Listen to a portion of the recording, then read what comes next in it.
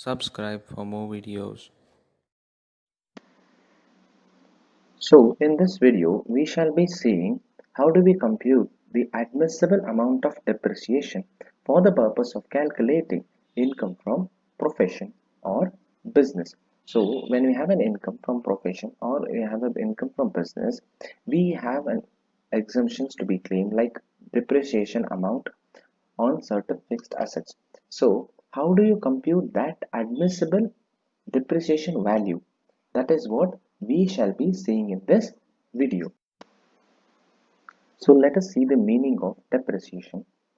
Depreciation refers to a gradual, permanent and continuous decrease in the book value of any fixed asset. So let us take an example of a fixed asset, machinery. So over the number of years it is being used in the business, the value of the machinery would keep decreasing.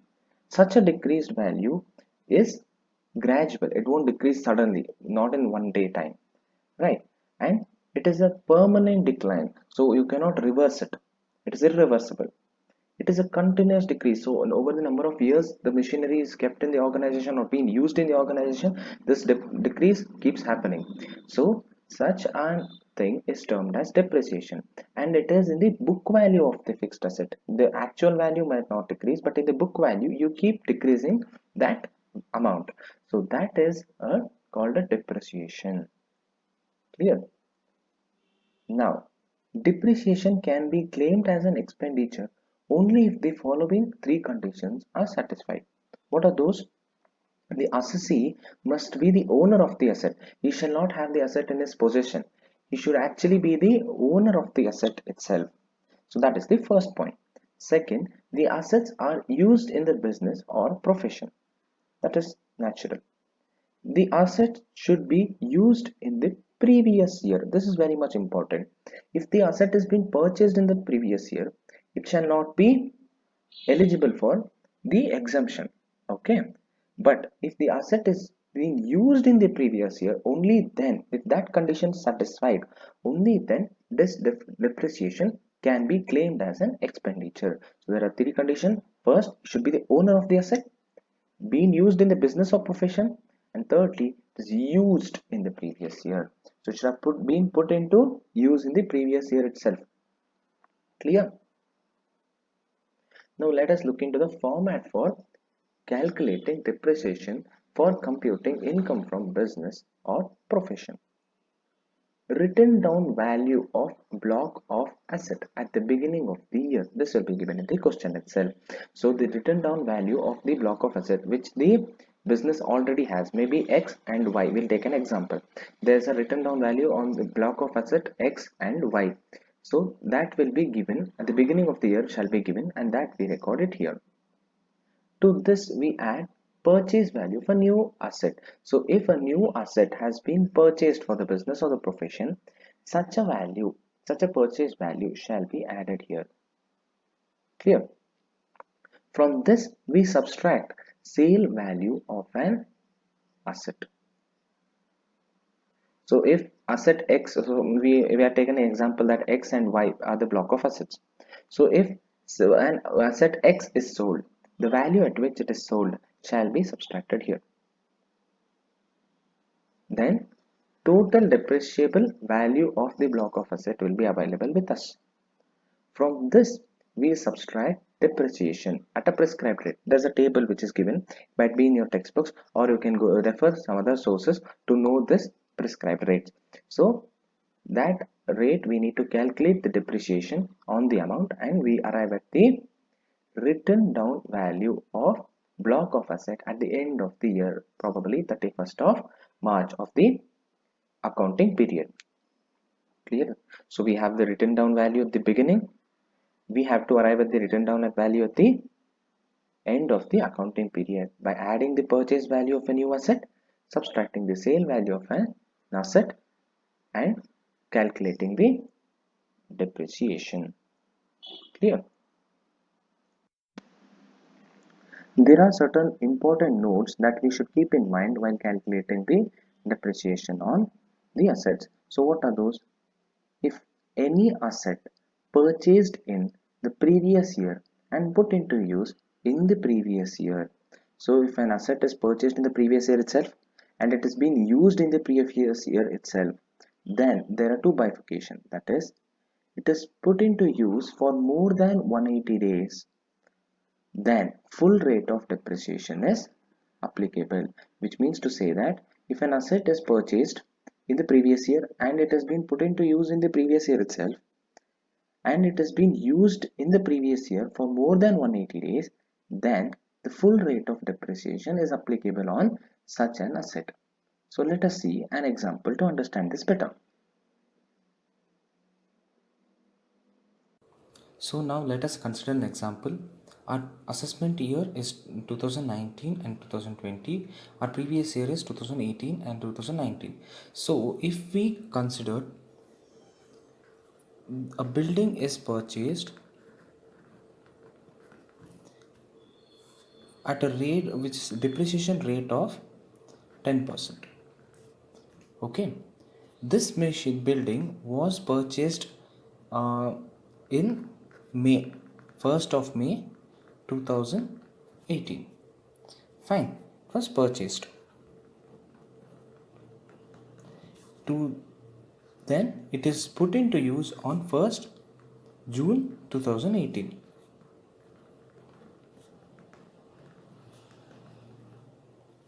Fine. So what happens here is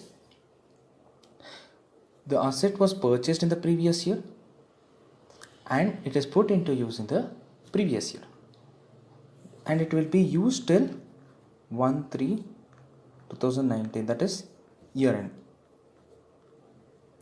Fine. So what happens here, this rate is then 10%. This is fully considered, that is building shall be depreciated at 10% itself. This is because the date for usage is greater than 180. Fine. So since it is greater than 180, we shall take full rate of depreciation. Clear at this point? Okay. So now let us see the second condition. It has been purchased in the previous year and put into use in the previous year itself, but it is put into use for less than 180 days.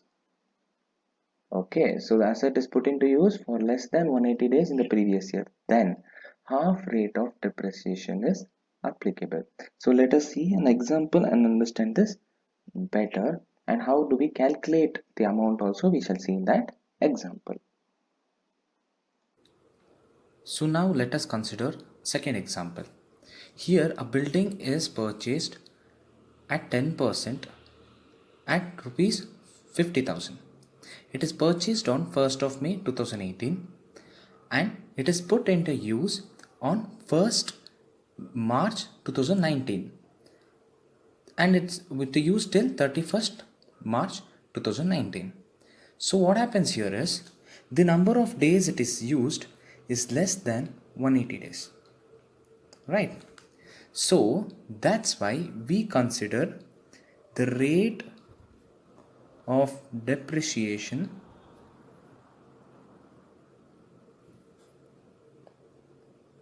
to be half. So what happens here, instead of 10% we take half of it, that is 5%. Okay, this 10% given here, but we are considering 5%. So it is 50,000, right? So 50,000 into 5 divided by 100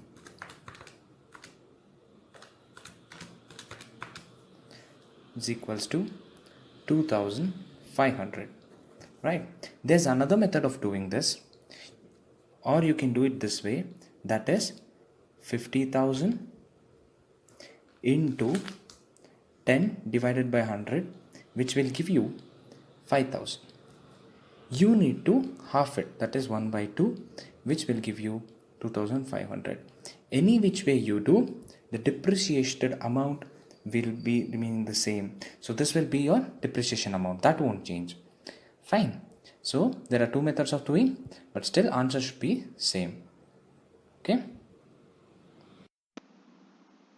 So now let us see the second note. Any asset purchased in any financial year preceding the previous year and put into use in the previous year. For example, a previous year is 2018-19.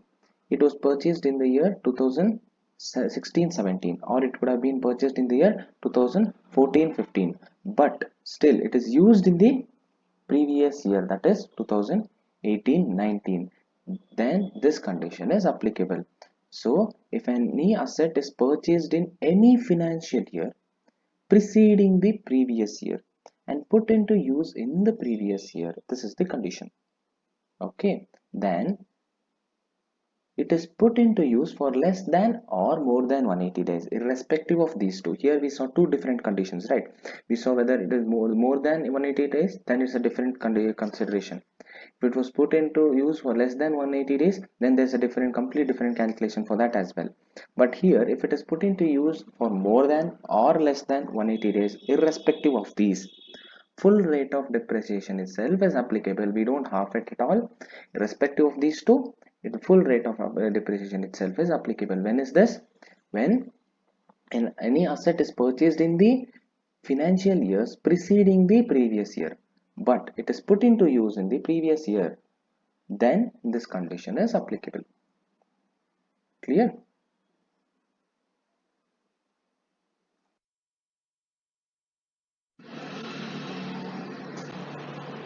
So let us understand the depreciation with an example. So this can help us better. Okay. So now we have to, in this question, we have to determine the amount of depreciation in case of the following. That's what they say. Okay. As on 1st 4, that is April 2018, they have told, they have given you a depreciated value of building X and Y.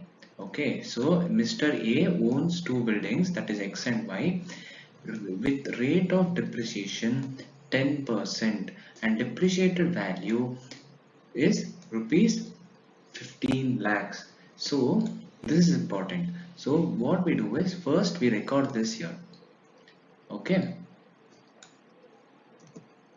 Then next they say on 1st December 2018, he purchased building Z, which is another building, for rupees 3 lakh, and rate of depreciation is 10%. Okay, so same rate of depreciation is given here also. So what we do here is we record that as add. Okay, so add cost of new building which is purchased on December, which is rupees 3 lakh. Okay, so next we total these two. When we total these two, we get 18 lakh as the amount. Clear with that?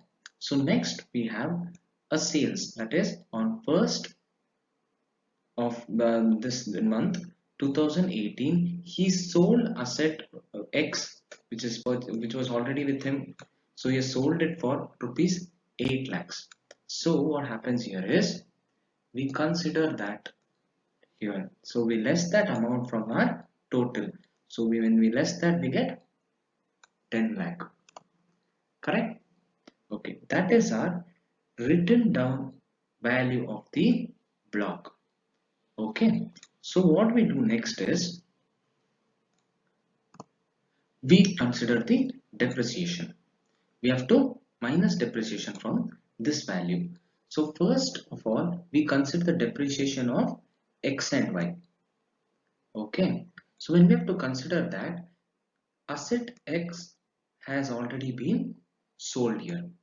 So when asset X is sold, we don't know what is the amount of Y which is left over with us. Correct. So what we do is we take the whole value and reduce that the new purchase asset value, that is 10 lakh, which is actual the written down value available now. We subtract the purchase value of the new asset set. When we do that, we get 7 lakh. This will be the value of asset Y, that is building Y, into 10% depreciation as given in the question. So we get our value as 7,000. So what we do next is we have to consider the depreciation of the newly purchased asset, right? The newly purchased building Z.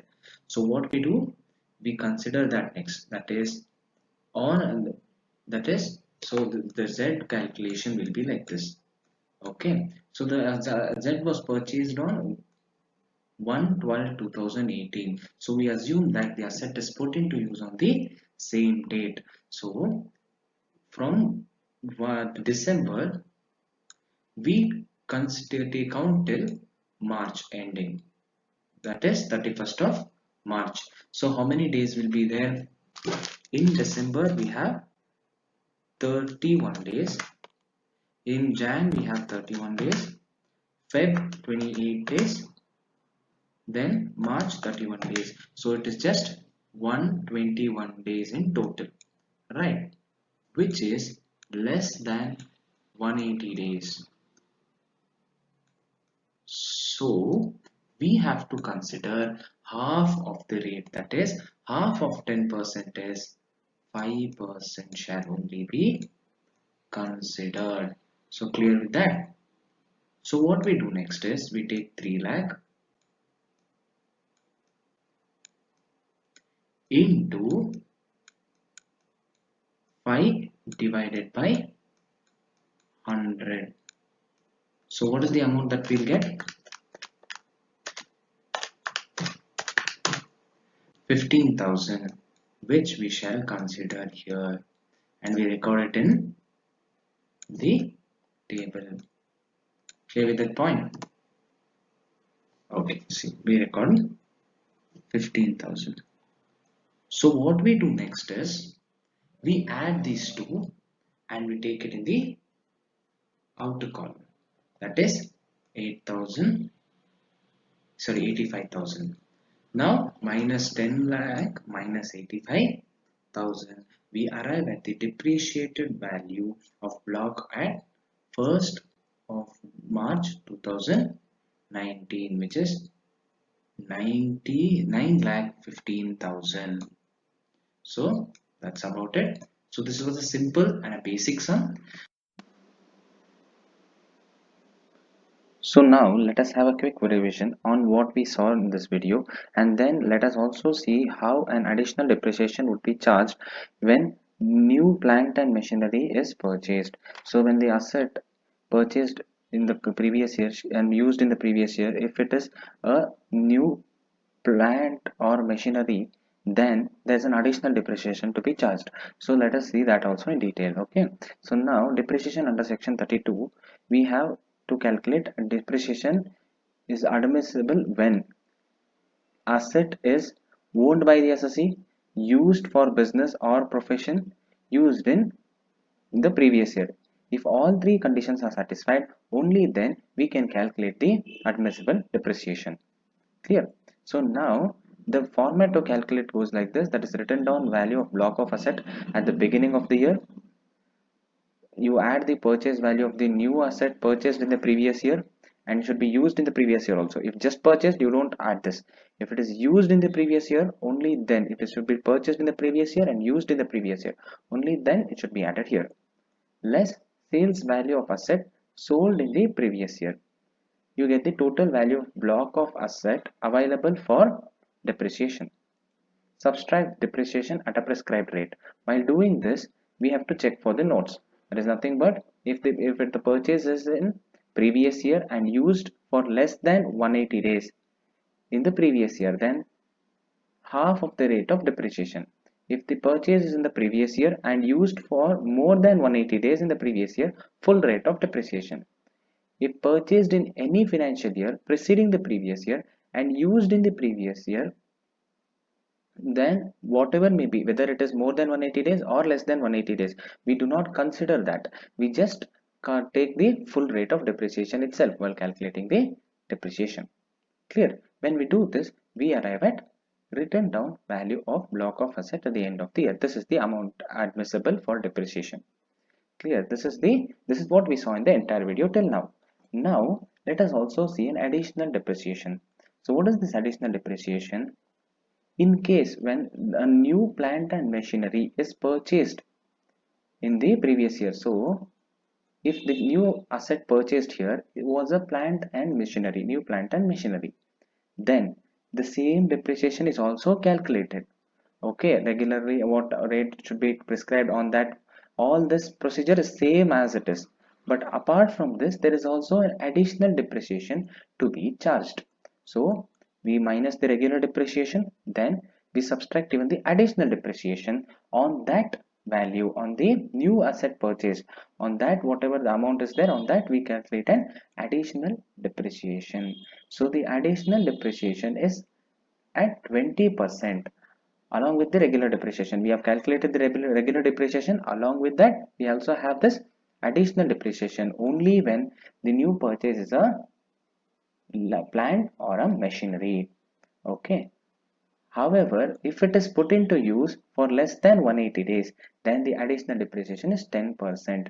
So instead of 20%, at that time, the additional depreciation will be charged at 10% because it has to be half. No, the rate of the depreciation needs to be needs to be half. So that's why we take 10%. Clear? This has come into effect from 31st March 2005. Before this, it was not there. Clear? After this only this adjustment has been placed. So however, naturally when you see for the previous year, this adjustment will be there because our previous year is 2018-19. Clear? So apart from this, we also have another additional depreciation which is not that important. That is if an plant or machinery is purchased for a backward area, that is mentioned, various states are mentioned for that. In for that state, if the new plant or machinery is purchased, then there is a depreciation will be for 35%, and if it is used for less than 180 days, then it will be for 17.5%. So that is not just that important, so ignore it. Usually that won't be asked in the question, but however this one is very much important. This additional depreciation, this is general additional depreciation which shall be charged on new plant and machinery. This might come for exam, so it's better to know this well. Clear?